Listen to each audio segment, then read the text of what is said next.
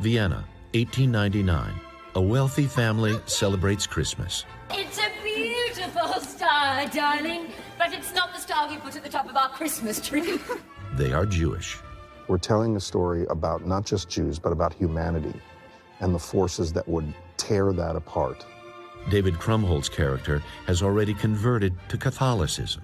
He does not dwell on the past, and he can't even fathom that the past would come to haunt him again. Jews had been persecuted for centuries in Austria. Their liberation was only several decades old. In 1899, Vienna had become a kind of Jewish utopia. This is the promised land, and not because it's some place on a map where my ancestors came from.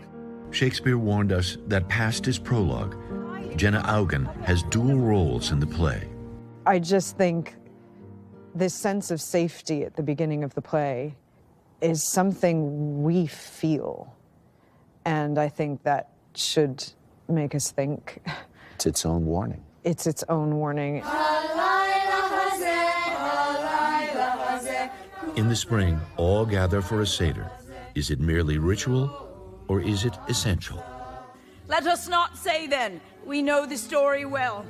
It is still our duty to retell the story of how we were brought out of Egypt. Yet as seductive as assimilation is, a prejudicial fact remains.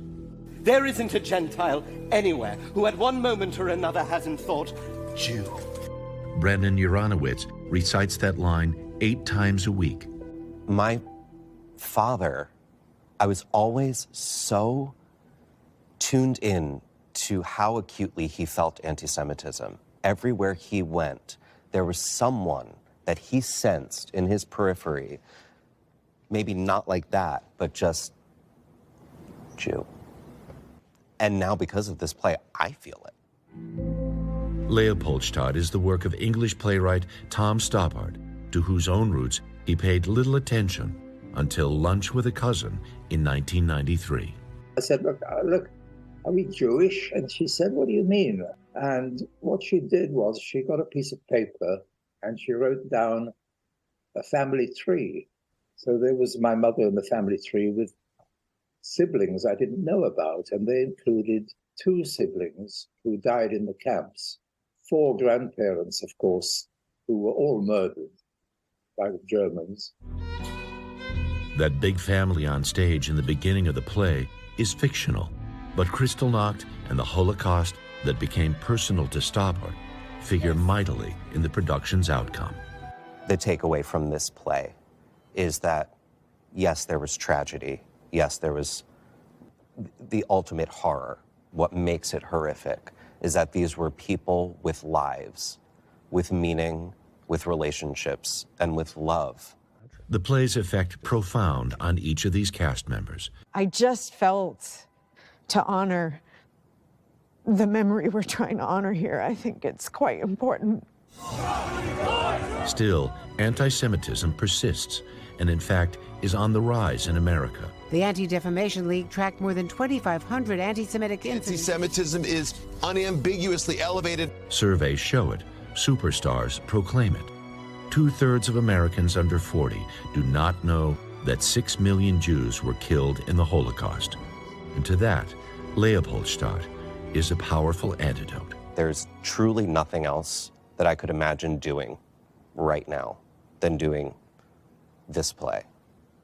And what's been fascinating to me is that the people with red eyes and wet cheeks that I see outside the theater are, yes, family of survivors, survivors themselves, Jews, but more than that, it's non-Jews who say, I had no idea.